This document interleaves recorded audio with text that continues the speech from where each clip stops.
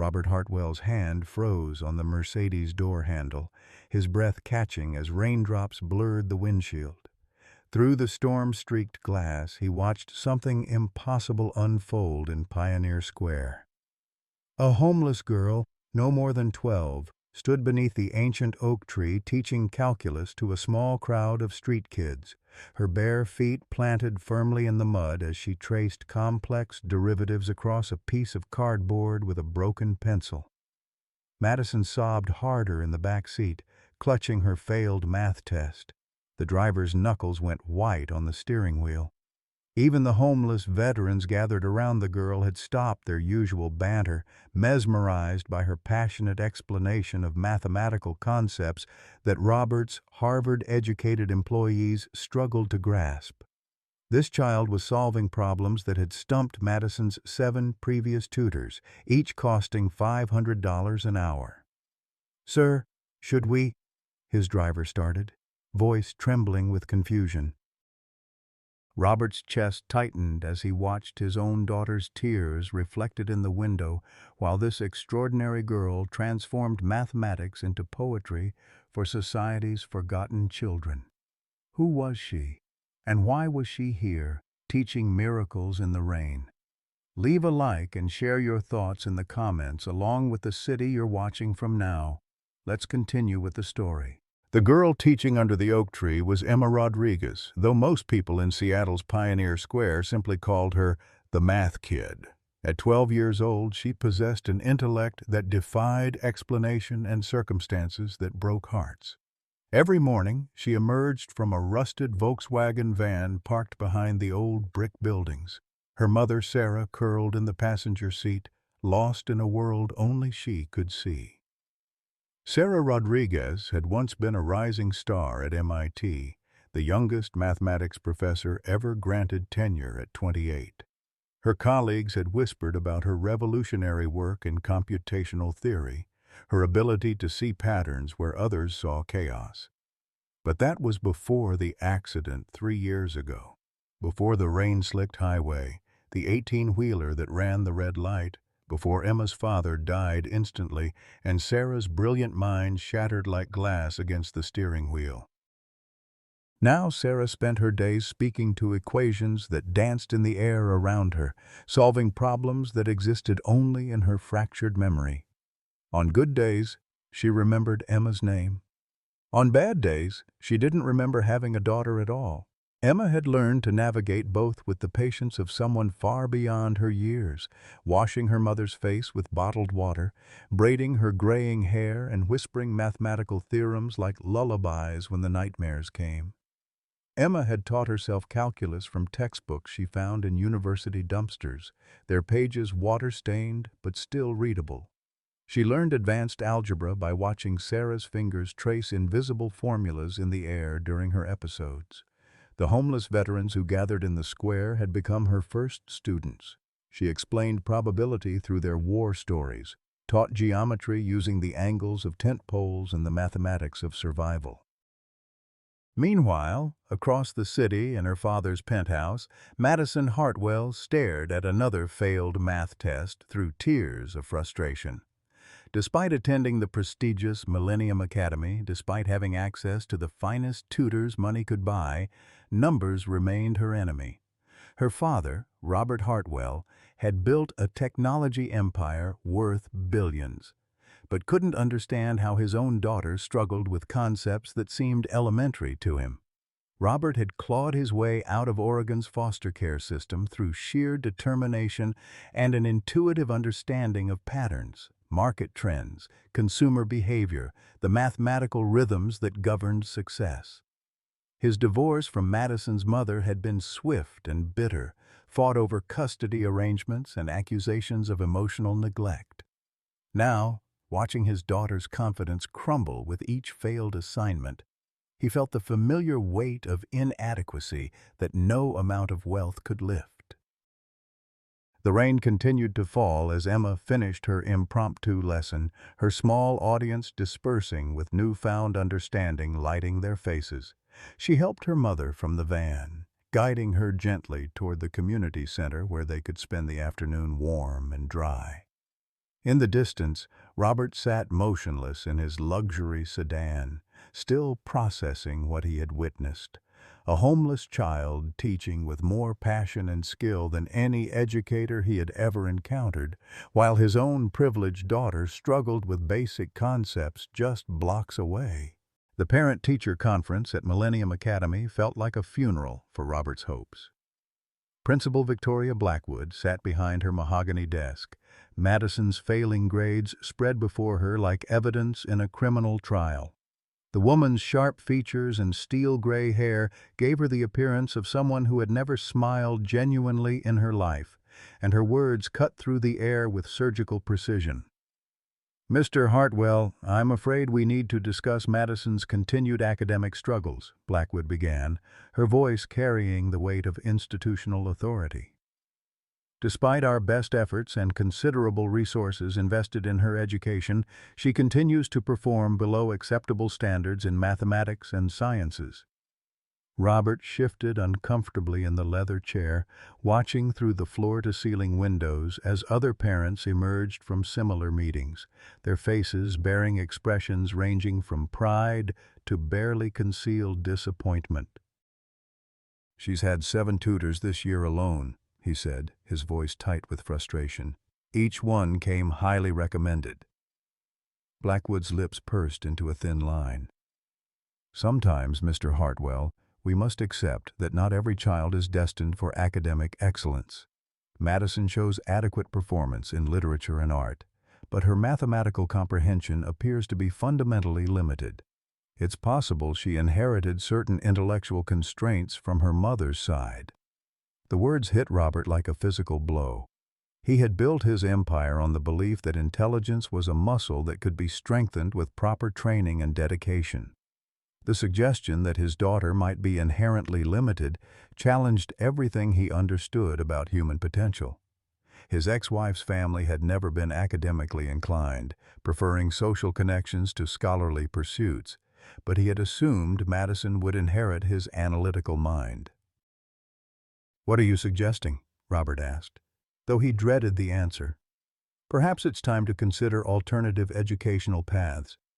There are excellent programs for children with learning disabilities, institutions that specialize in—" "She's not disabled," Robert interrupted, standing abruptly. The chair scraped against the polished floor, the sound echoing in the spacious office. "She's my daughter. She's brilliant in ways you obviously can't recognize." Blackwood's expression remained unchanged, as if she had delivered this speech countless times before. "Mr. Hartwell, denial serves no one. Madison would be much happier in an environment that matches her capabilities, rather than constantly struggling to meet standards beyond her reach."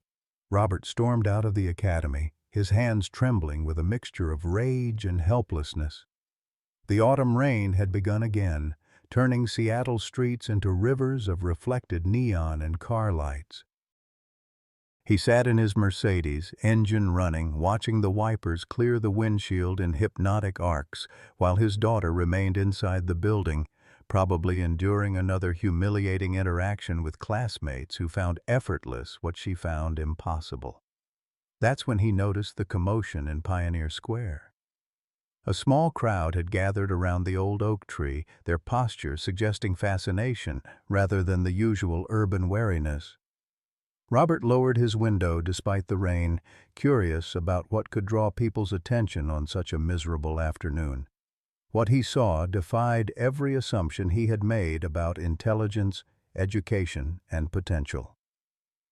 The homeless girl from his earlier observation was conducting what appeared to be an advanced mathematics lesson. She held a piece of water-stained cardboard covered in equations, her voice carrying clearly across the square as she explained complex concepts with the passion of someone who had discovered something miraculous. Her audience included street kids who should have been in school, elderly homeless veterans, and even a few well-dressed pedestrians who had stopped to listen. "You see," Emma was saying, using a stick to draw geometric patterns in the mud, "derivatives are just like watching birds migrate. You're measuring how fast their position changes over time. If a flock of robins flies north at 30 miles per hour, but the wind pushes them east at 10 miles per hour, calculus tells us their actual path and speed. Robert found himself stepping out of the car, drawn by the girl's extraordinary ability to make abstract concepts tangible. She was teaching calculus, university-level mathematics, to people who likely had no formal education, and they were understanding it. More importantly, they were excited about it. The rain plastered Emma's long dark hair to her shoulders, and her clothes showed the wear of someone who owned very little, but her eyes blazed with intellectual fire. She solved problems in her head that would require Robert's engineers to use computers, explaining each step with metaphors drawn from the natural world around them. "Now, who can tell me what happens when we integrate this function?" she asked, and hands shot up eagerly. These were society's discarded people, finding joy in mathematical discovery while his privileged daughter sat in a classroom feeling stupid and defeated. Robert stood transfixed, rain soaking through his expensive suit, as this extraordinary child demonstrated that genius could bloom anywhere, and that perhaps the problem wasn't his daughter's capability, but the failure of those entrusted with nurturing it. Robert approached the group slowly, his polished Oxford shoes squelching in the muddy grass as he drew closer to the makeshift classroom. The homeless girl, Emma, was just finishing her explanation of exponential functions, using the population growth of Seattle's orcapods as her example. Her audience hung on every word, their faces reflecting understanding that Robert had never seen in Madison's expression during any tutoring session. "Excuse me," Robert said, his voice cutting through the gentle murmur of the dispersing crowd. Emma looked up, her dark eyes meeting his with a mixture of wariness and curiosity. Up close he could see the intelligence burning in her gaze, sharp and focused despite her circumstances. "Yes, sir?" she replied, instinctively stepping closer to an older woman who sat on a nearby bench, humming softly to herself while braiding invisible patterns in the air. Robert glanced at the cardboard covered in mathematical equations, noting the sophistication of the work. "That was calculus you were teaching. Advanced calculus." Emma nodded, unsure where this conversation was heading. "Math is everywhere if you know how to look for it.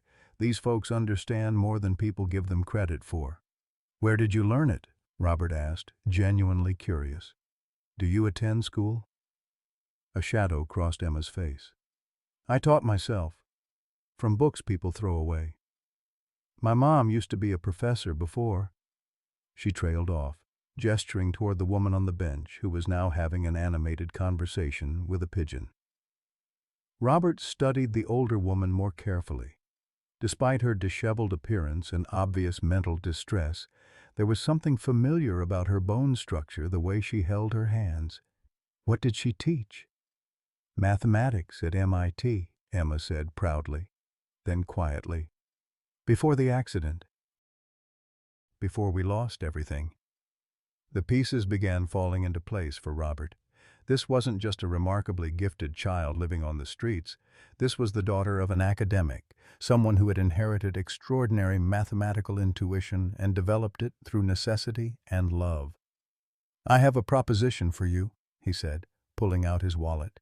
Emma stepped back defensively.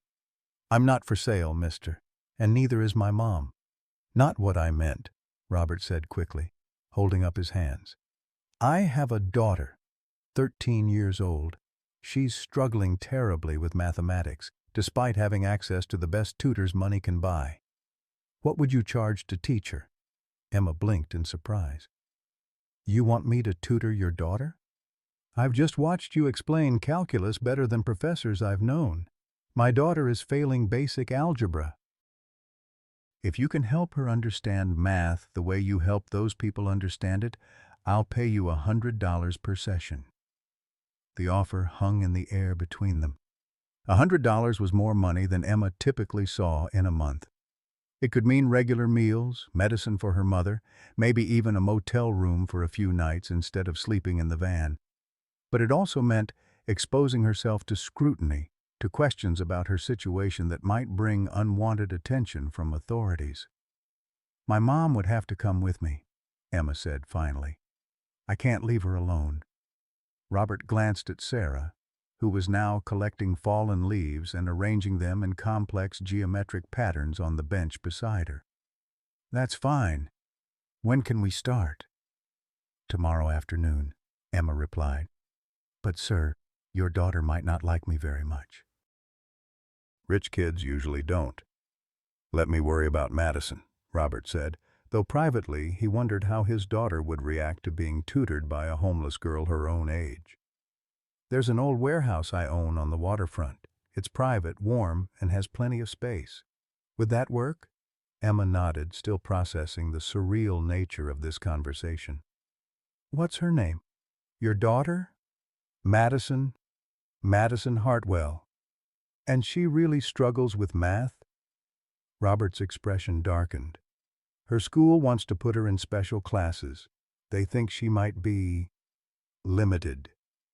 Emma's eyes flashed with indignation. "Nobody's limited. Some people just need different doors opened for them. Math isn't a gate keeping people out. It's a bridge helping them cross over." The wisdom in her words struck Robert forcefully. Here was a 12-year-old girl who understood something fundamental about learning that had escaped every educator Madison had encountered. "You really believe that?" "I know it," Emma said firmly. "My mom taught me that before she got sick. She used to say that mathematics is the language of truth, and truth speaks to everyone. You just have to find the right translation." As if summoned by the mention of her former profession, Sarah looked up from her leaf arrangements and spoke clearly for the first time since Robert had been watching. "Mathematics is poetry written in numbers," she said, her voice carrying the cadence of someone who had once commanded lecture halls. "Every equation tells a story." Emma's face lit up with joy and pain simultaneously. These moments of clarity from her mother were precious and rare, like finding diamonds in the rubble of their shattered life. Robert felt something shift in his chest, a recognition of the profound bond between this remarkable child and her broken mother. "Tomorrow at 2 o'clock, he said, writing an address on the back of his business card. "And Emma, bring anything you need to be comfortable. This isn't charity, this is a job." Emma took the card, her fingers trembling slightly. "Thank you, Mr. Hartwell. I won't let your daughter down." As Robert walked back to his car, he realized he had just made a decision that would change all their lives in ways he couldn't yet imagine. The warehouse on Elliott Bay had been converted into a comfortable meeting space years earlier, complete with whiteboards, comfortable seating, and large windows overlooking the Sound. Robert had chosen it specifically because it offered privacy without the institutional feel of his corporate offices or the intimidating luxury of his penthouse. When Emma and Sarah arrived the next afternoon, he watched from across the room as his daughter Madison sat stiffly in a chair, her arms crossed defensively across her chest. Madison had not taken the news well. "You hired a homeless girl to tutor me?" she had asked incredulously the night before. "Dad, this is humiliating. What if someone finds out? What if my classmates hear about this?" Now, facing Emma across the room, Madison's discomfort was palpable. Emma wore the same clothes from the day before, clean but worn jeans and a faded sweater that had seen better years. Her hair was neatly braided, and she carried a plastic bag containing what appeared to be her teaching materials. Sarah sat quietly in a corner chair, her attention focused on the patterns of light reflected off the water outside. "Hi, Madison," Emma said simply, settling cross-legged on the floor and spreading her materials around her. "Your dad says you're having trouble with algebra." "I'm having trouble with all math," Madison replied curtly, "and I don't see how someone who doesn't even go to school is supposed to help me." Emma didn't flinch at the hostility.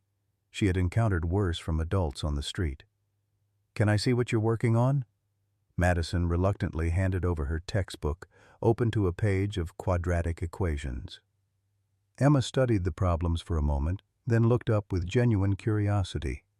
What do you see when you look at these? Numbers that don't make sense, Madison said flatly. But what do they look like to you? Like, if they weren't math problems, what would they remind you of? Madison frowned, thrown off by the unexpected question. I don't know. Hieroglyphics?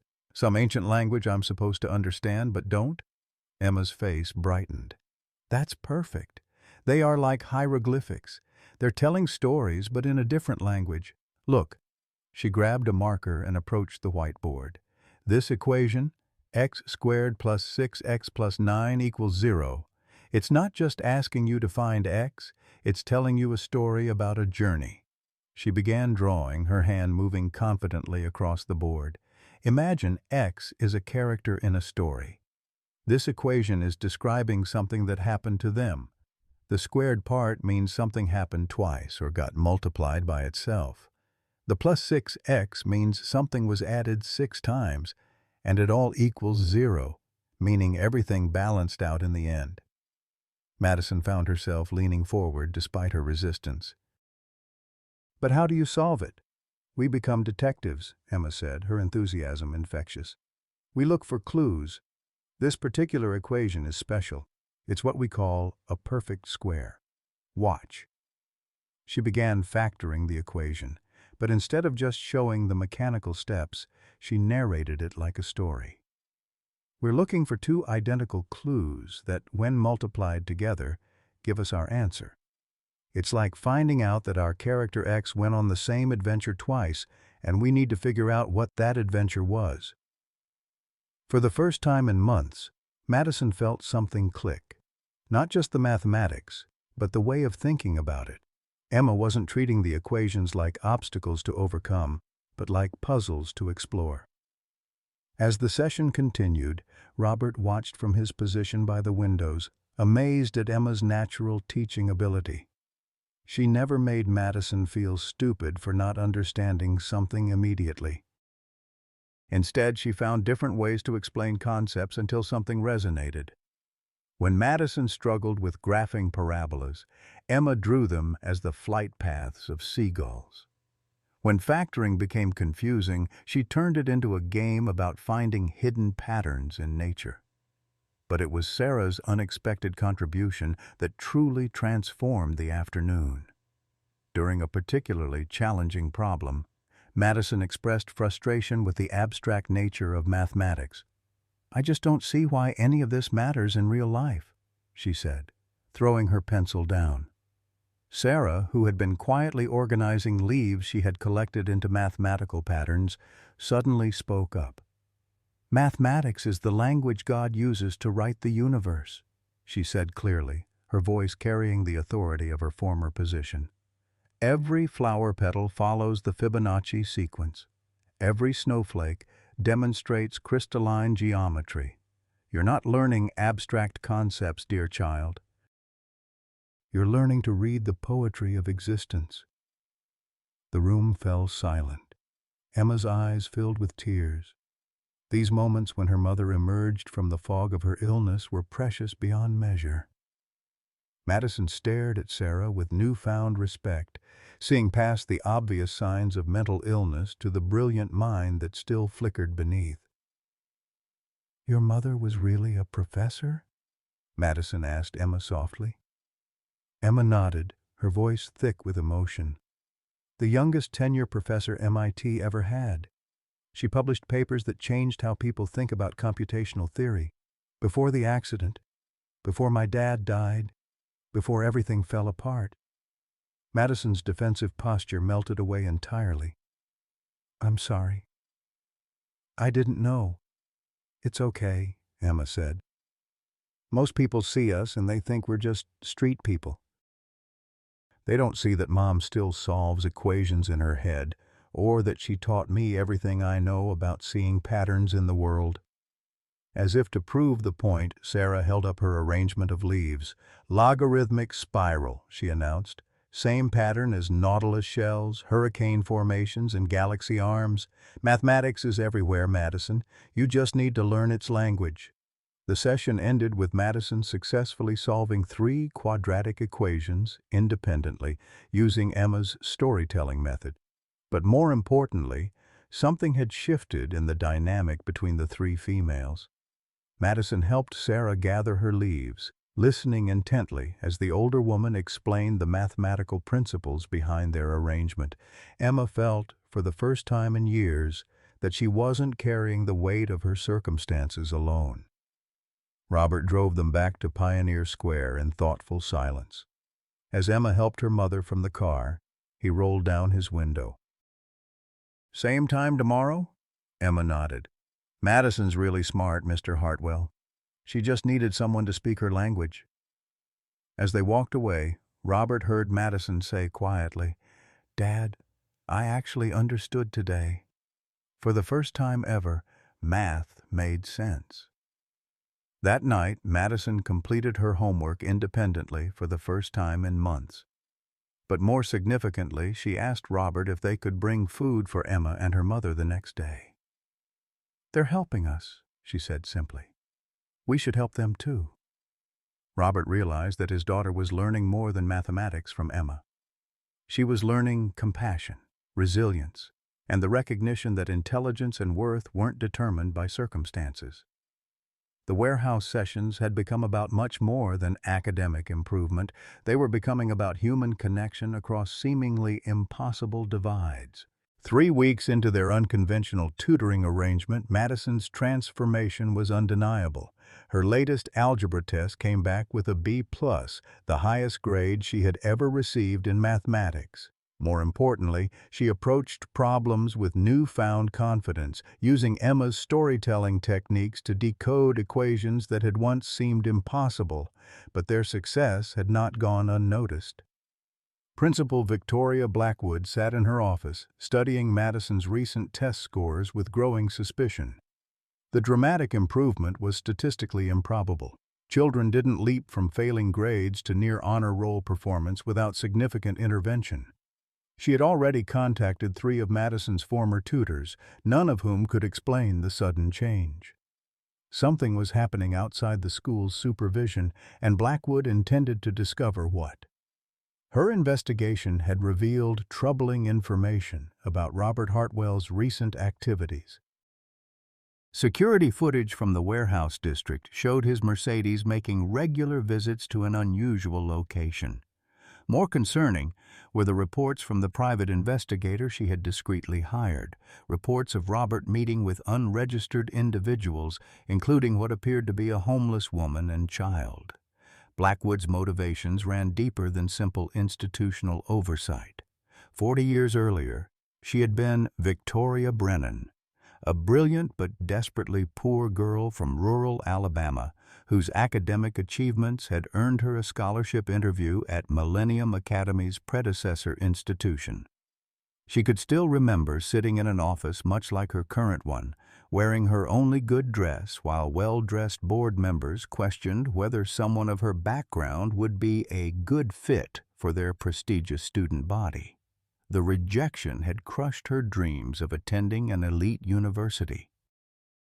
Instead, she had worked her way through state college, clawing her way up the educational hierarchy through determination and an increasingly hardened heart. Every poor child who succeeded despite their circumstances was a reminder of what she might have achieved if given the same opportunities she now controlled. Meanwhile, the bond between Emma, Madison, and their families continued to deepen. Robert had begun staying for entire tutoring sessions, fascinated by Emma's teaching methods and moved by the glimpses of Sarah's former brilliance. On good days, Sarah would emerge from her mental fog to offer profound insights about mathematical concepts, her lectures delivered with the passion that had once captivated MIT students.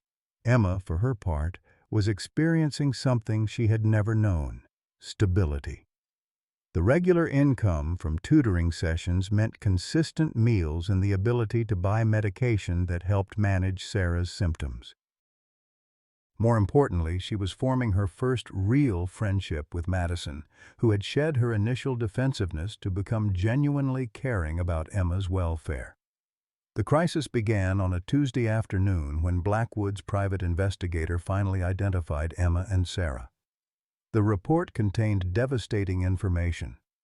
Sarah Rodriguez, former MIT professor, currently living in a vehicle with her minor daughter, no permanent address, the child not enrolled in any educational institution. Armed with this intelligence, Blackwood contacted Child Protective Services with carefully crafted concerns about educational neglect and potential exploitation. The confrontation came without warning. Emma and Madison were in the middle of a geometry lesson, using the warehouse's large windows to demonstrate how light and shadows created angles, when the door burst open. Blackwood entered flanked by two CPS workers and a security guard from Millennium Academy. "Mrs. Rodriguez," the lead CPS worker said formally, "we need to speak with you about your daughter's educational status and living situation." Emma instinctively moved protectively in front of her mother, who had begun rocking back and forth in response to the sudden intrusion. "We haven't done anything wrong," Emma said, her voice steady despite her racing heart. "On the contrary," Blackwood interrupted, her voice sharp with authority.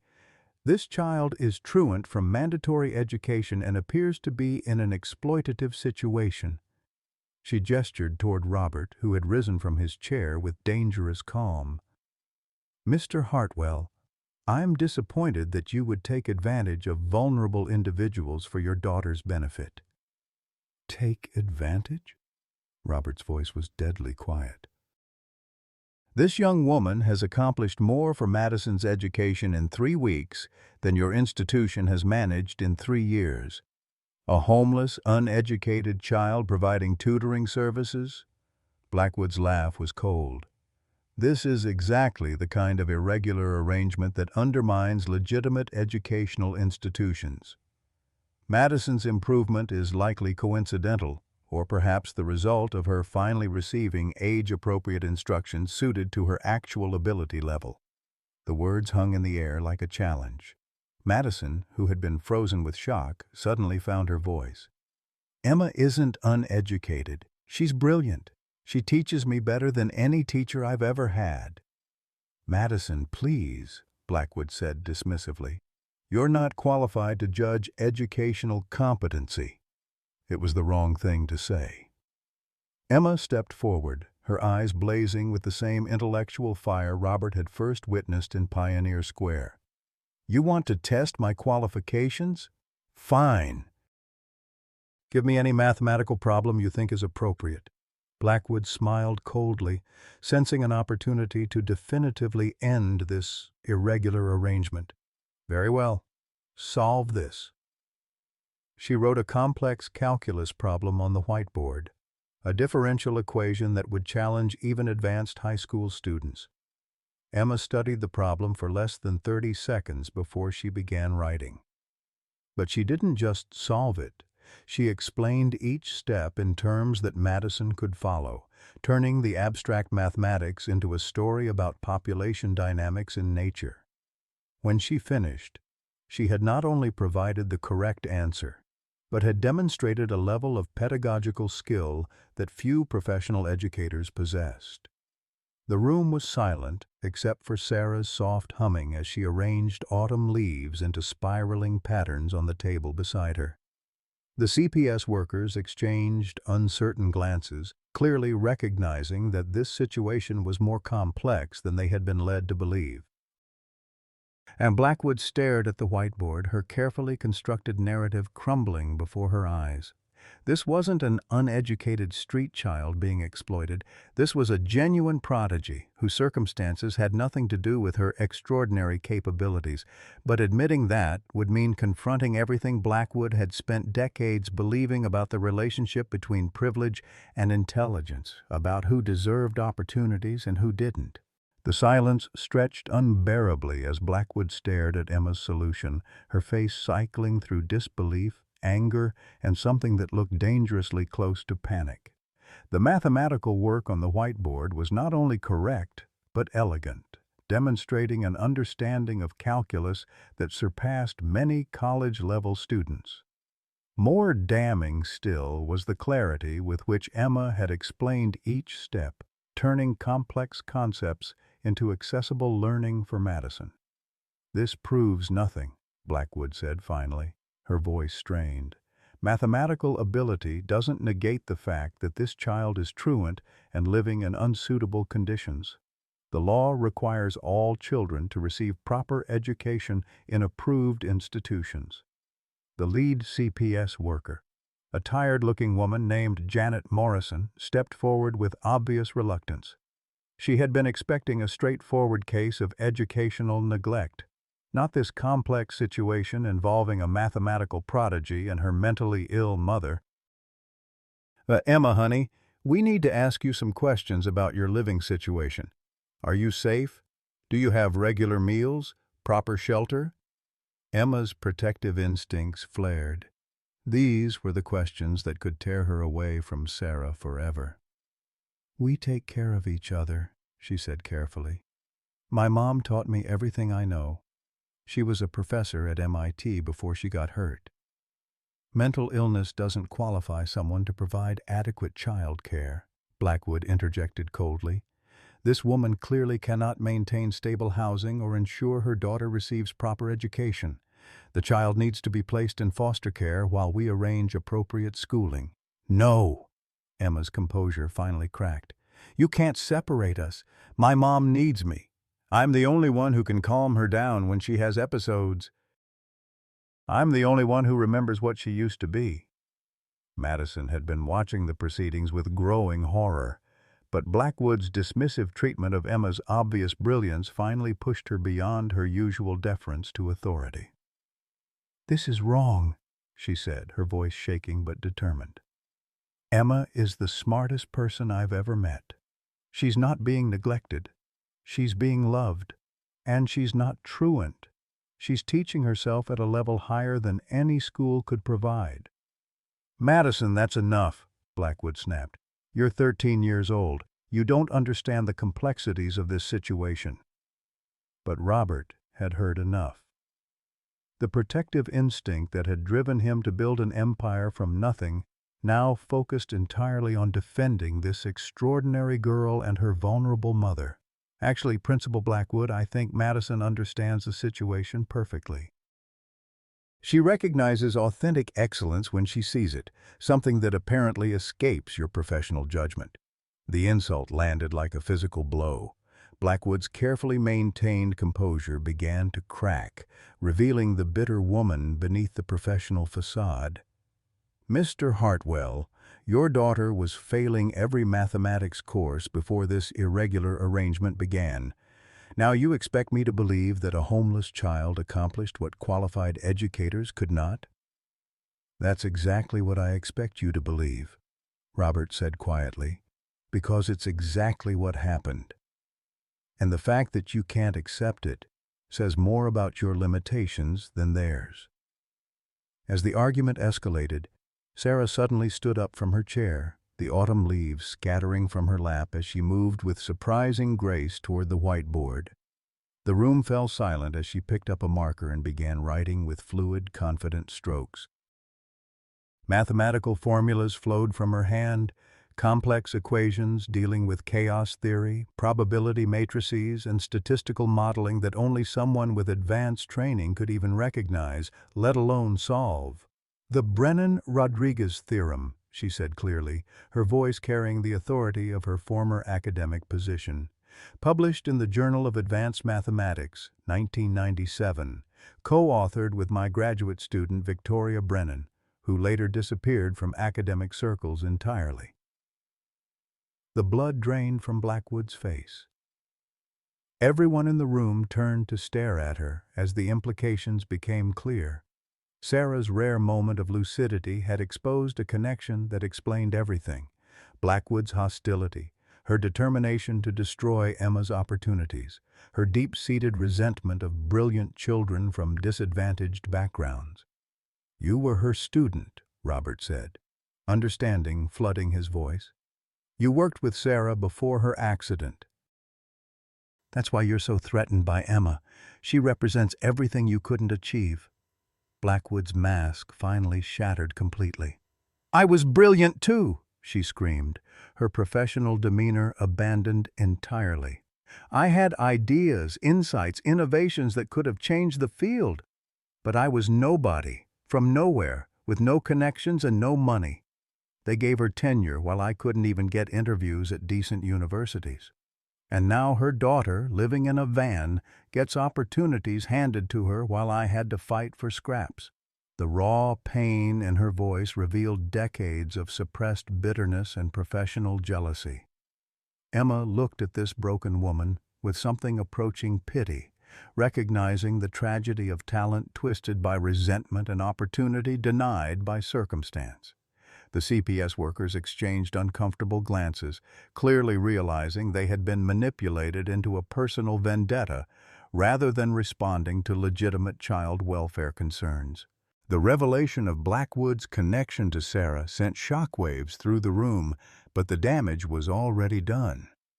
Despite the obvious manipulation behind the complaint, CPS protocol demanded that they follow through with their investigation.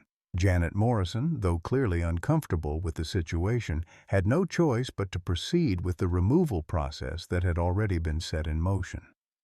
"I understand this is complicated," Morrison said gently, "but we still have concerns about Emma's living situation and educational status. Regardless of Principal Blackwood's motivations, the law requires us to ensure proper care and schooling for all children." Sarah's moment of clarity began to fade as quickly as it had come.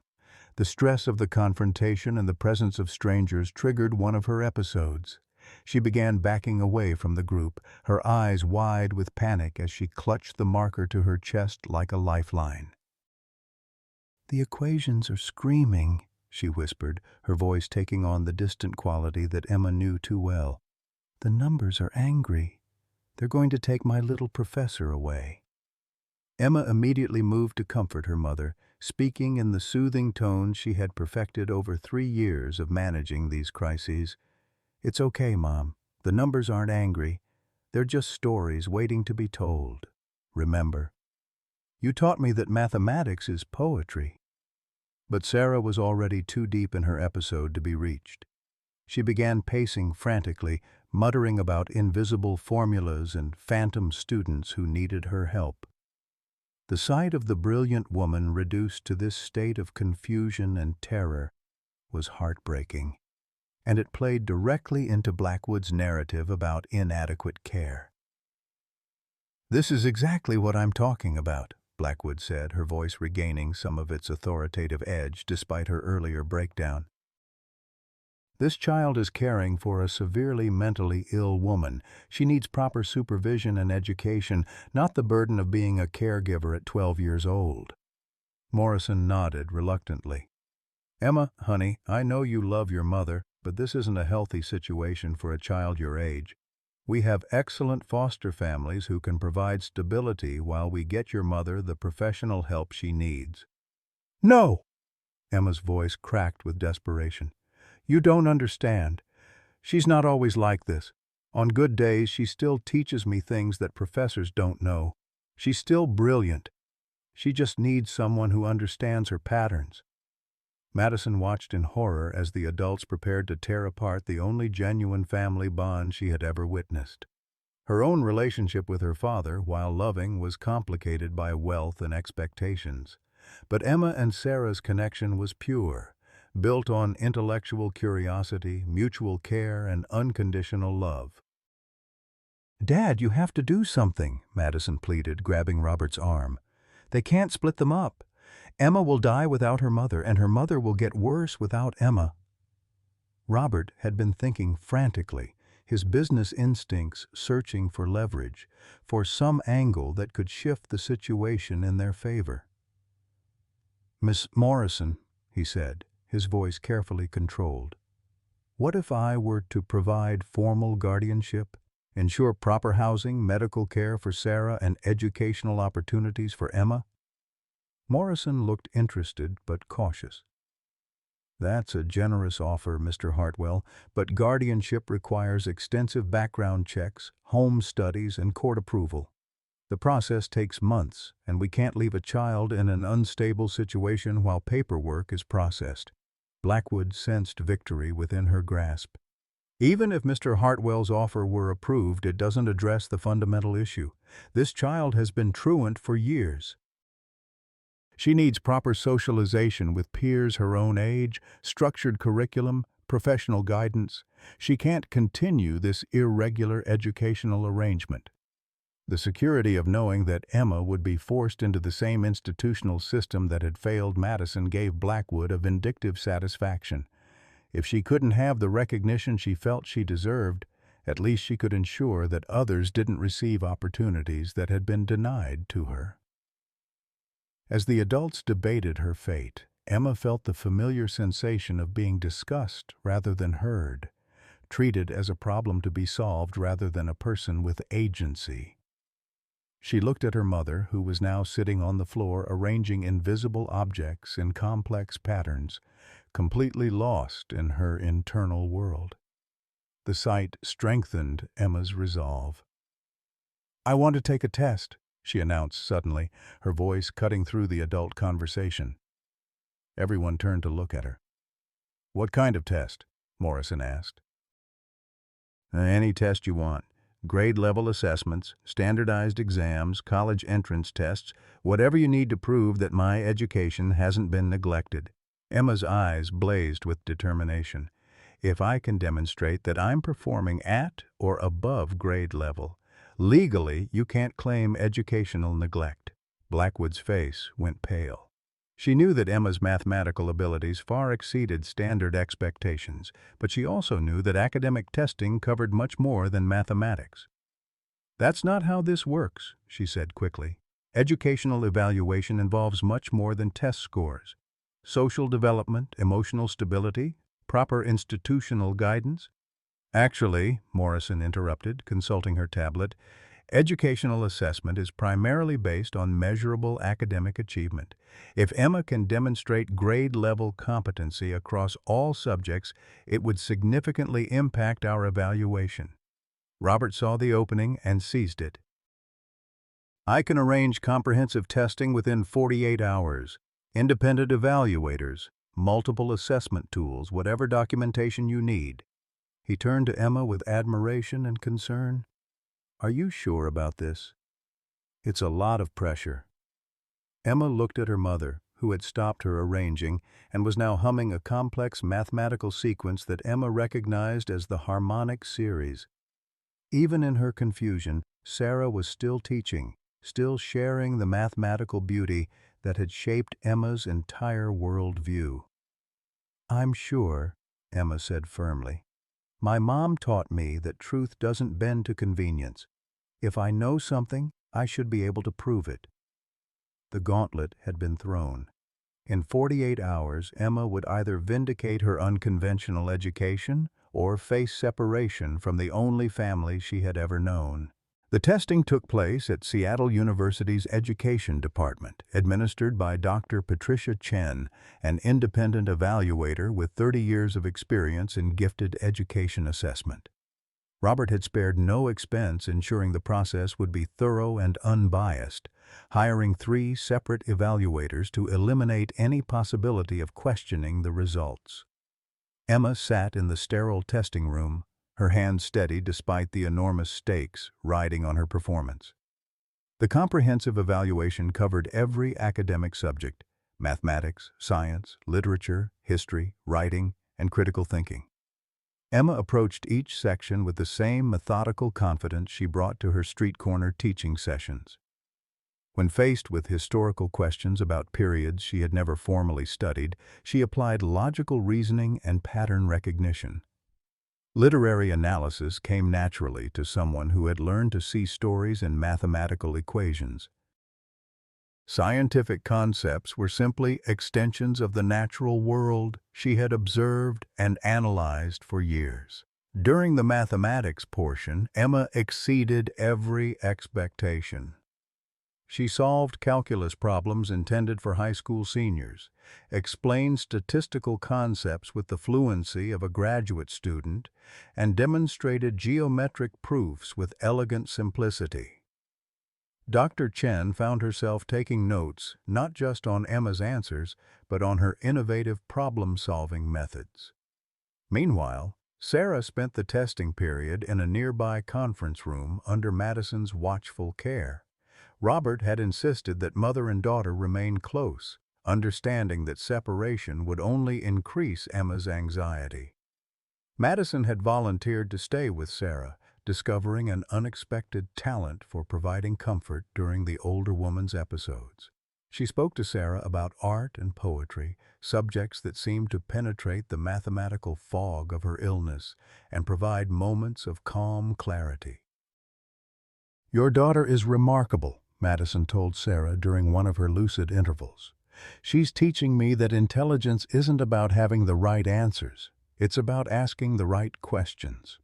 Sarah smiled, her eyes focusing with temporary sharpness. "Emma asks questions I never thought to ask. She sees patterns where I only saw problems. That's the gift of a truly mathematical mind, not just understanding what is, but envisioning what could be." The results were unprecedented.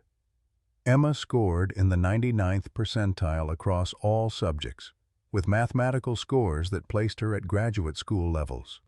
Her writing demonstrated sophisticated analytical thinking, her scientific reasoning was impeccable, and her historical knowledge, while unconventional, showed deep understanding of cause and effect relationships that many formally educated students never developed.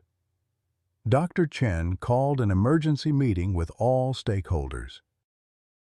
"In 30 years of educational assessment, I have never encountered a more remarkable case," she began, her report spread across the conference table. "Emma Rodriguez demonstrates not only superior academic achievement but exceptional emotional maturity and practical wisdom. Her educational methodology may be unconventional, but its results are extraordinary." Janet Morrison reviewed the test scores with obvious amazement. "These numbers are off the charts. She's performing at college level in most subjects." "Which proves my point exactly," Blackwood interjected desperately. "This child has been pushed beyond age-appropriate expectations. It's an abusive situation, forcing a 12-year-old to function at adult intellectual levels while caring for a mentally ill parent. She needs normal childhood experiences, peer socialization, professional guidance." But Dr. Chen shook her head firmly. "Principal Blackwood, I've evaluated thousands of children, including many who were pushed beyond their capabilities by overambitious parents. Emma shows none of the stress markers, anxiety patterns, or social deficits we typically see in those cases.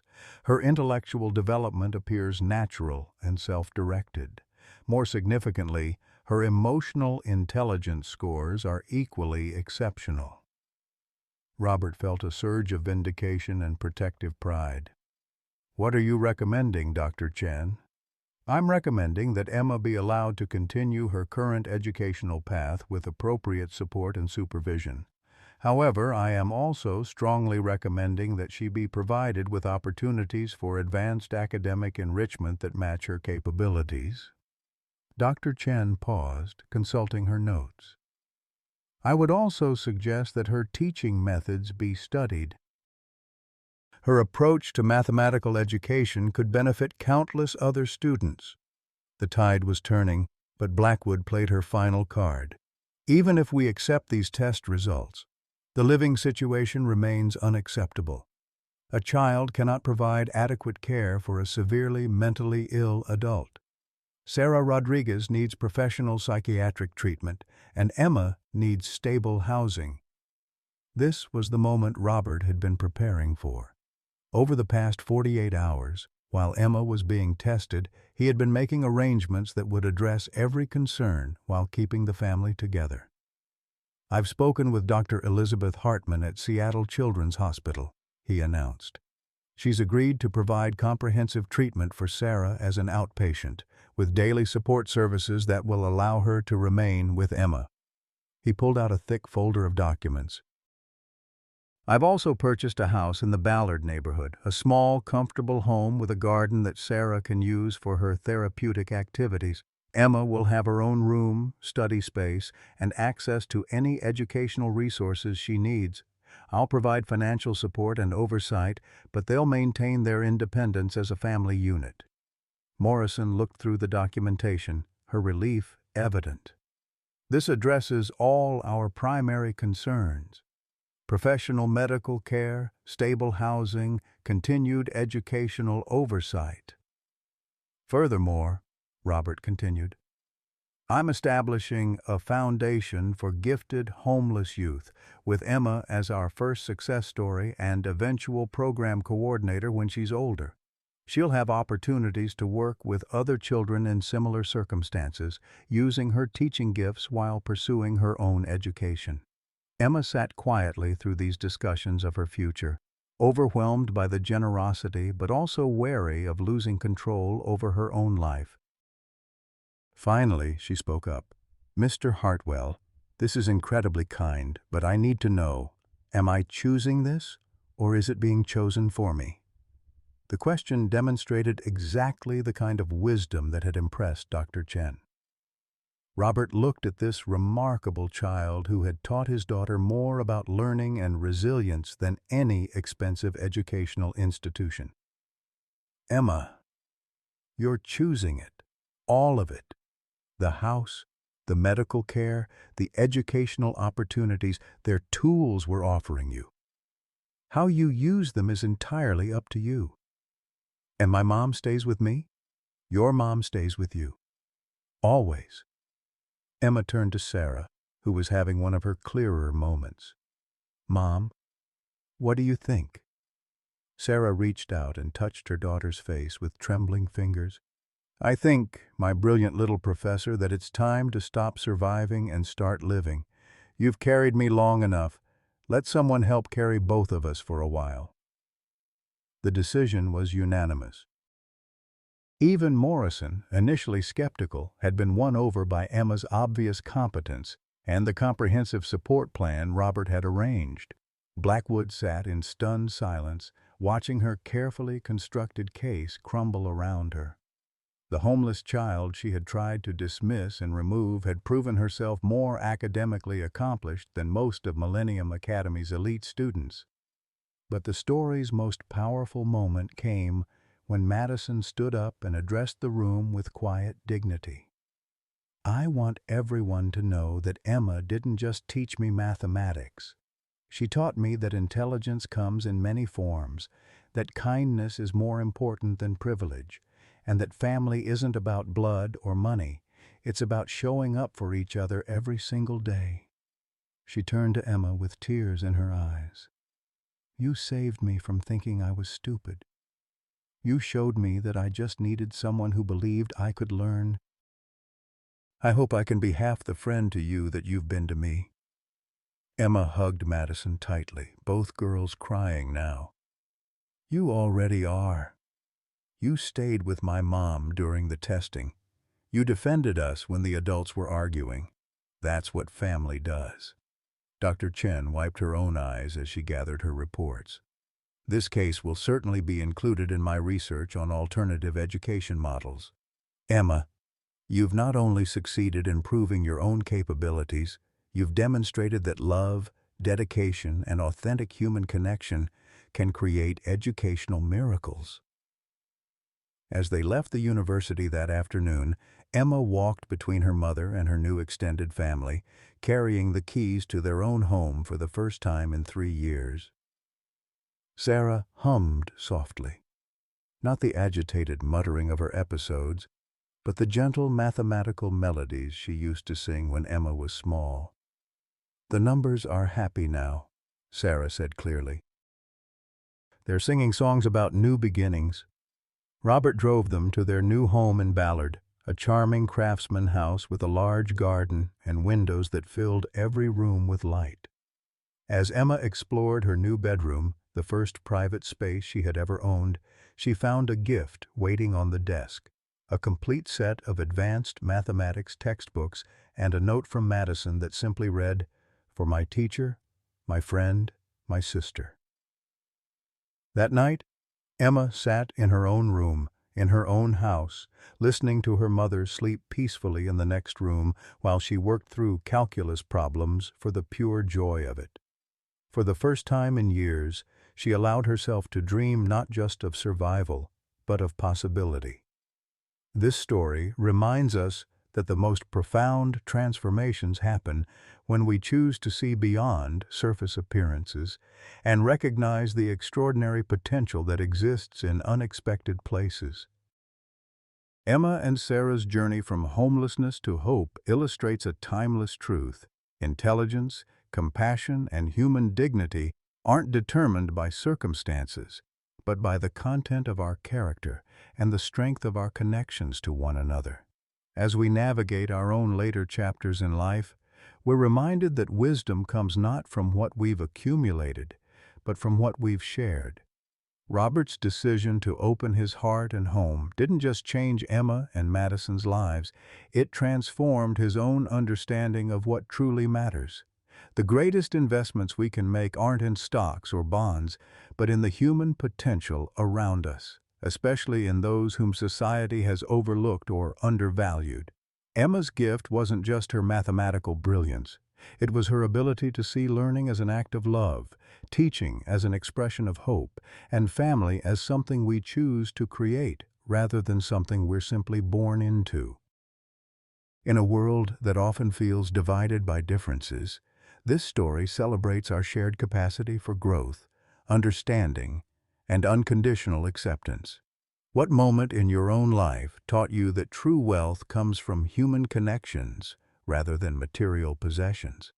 Have you ever discovered unexpected wisdom or talent in someone others had dismissed? Please share your experiences in the comments below. Your story might inspire someone else to look beyond appearances and open their heart to life-changing possibilities.